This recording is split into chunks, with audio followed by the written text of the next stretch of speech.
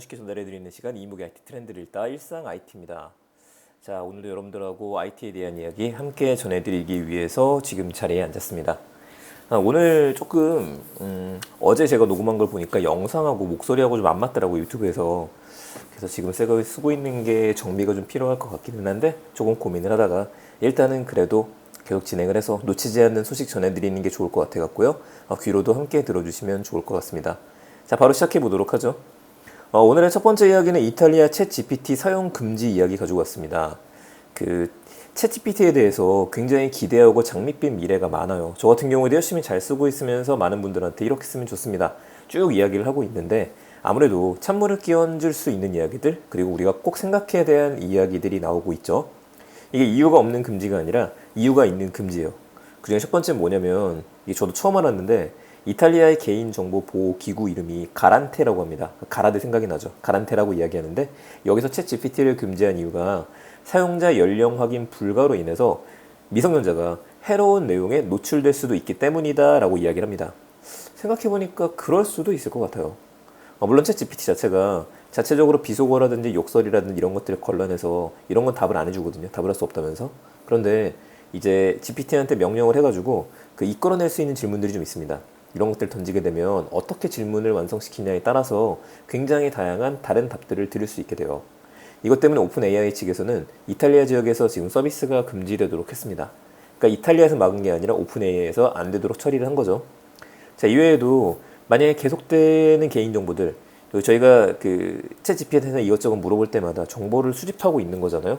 이런 일이 벌어지게 됐을 때 이 데이터 수집에 대해서는 법적 근거가 있느냐, 이 명쾌하지 않기 때문에 이 부분 역시도 해결되지 않게 되면 오픈 AI는 최대 2천만 유로 정도, 약 285억 정도의 벌금을 내게 된다고 합니다.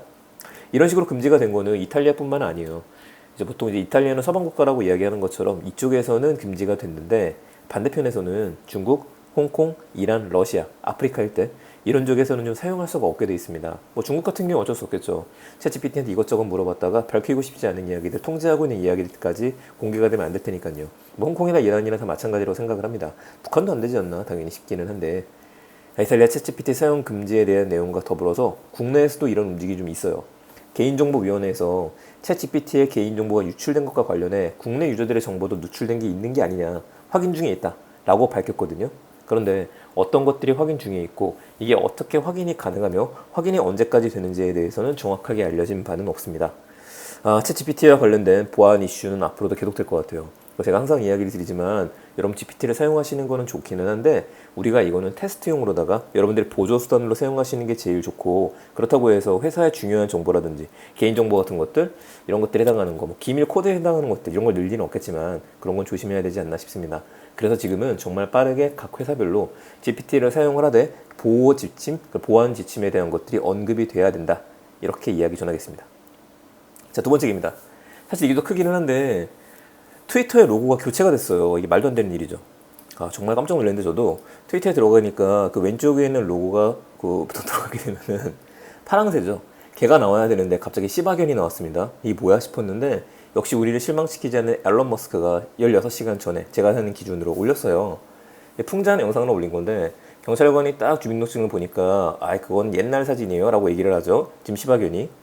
파랑새는 없고 새로운 걸 도입했다 라는 이야기인데, 이걸 왜 도입했나 봤더니만 하나 글을 더 올렸습니다. 뭐라고 올렸냐면, 예전에 트위터를 인수하게 되면은 새로운 뉴 플랫폼이 필요합니까? 이거에 대해 어떤 사람이 재치있게 답변을 한 거예요. 트위터를 인수하고 난 다음에 이 버드 로고, 새 로고를 도지로 바꿔라. 도지코인의 상징이죠. 이걸 바꿔라 라고 얘기하니까 앨런 머스크가 깔깔거리면서 재밌겠는데 라고 얘기했던 거예요. 그리고 오늘 뭐라고 올렸냐면은, 나는 약속을 지켰어 라고 올린 거죠.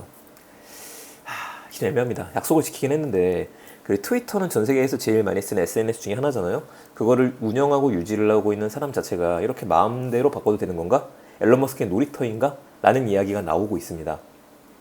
묵직한 맛은 없는 거죠. 이거 한 가지가 있고, 또 한 가지는 도지코인으로 바꿨으니까요. 당연히 도지코인의 주가가 날아갈 수밖에 없겠죠. 제가 이거를 업비트를 통해서 좀 확인을 해봤는데, 오늘 어제자 기준으로 해서 상승된 금액만 보더라도 거의 30% 가까이 올랐어요, 도지코인이. 이제 여러분들 보실 땐 이 가격이 또 어떻게 될지 모르겠지만은, 보세요, 난리가 났었죠. 여기까지 쭉 수직 상승한 겁니다. 이게 얼마였었냐면은 금액이 102원이었었거든요. 근데 쭉 올라가서 그래봤자 134원이기는 해요. 워낙에 저가까지 내려갔었으니까. 동전이니까 133원에 사더라도 크게 문제는 없습니다. 더 펌핑을 받을 수 있을지는 없는지는 모르지만 그럼에도 불구하고 말 한마디에 의해서 30%씩 가격이 오른다는 게 말이 안 되죠. 거래량 봐보세요. 거래 대금하고요. 그래서 이거는 뭐 트위터 일론 머스크의 친구가 있었다고 한다면은요, 혹은 내부 사람들은 알지 않았을까요? 내부에서 이거 일론 머스크가 야 교체해 라고 얘기했었을 때 기다렸다 교체해야 되잖아요. 기대했다가 딱 교체를 했는데 교체하는 내부 직원들은 이거 올라가면 당연히 가격 올라가겠지? 오케이, 보너스다. 도지코인 매집하는 겁니다. 그리고 판매하면 되는 것들이죠. 이런 일이 벌어지지 않았을까 상상만 해보게 되고, 이런 것들에 대한 제재는 좀 필요하다고 생각을 합니다. 머스크랑 친구가 되면 좋겠네요. 자, IT에 대한 이야기 여기서 마무리 짓도록 하겠습니다. 내일은 정상적으로 깨끗한 방송으로 찾아뵐 수 있도록 하겠습니다. 감사합니다. 일상 IT였습니다.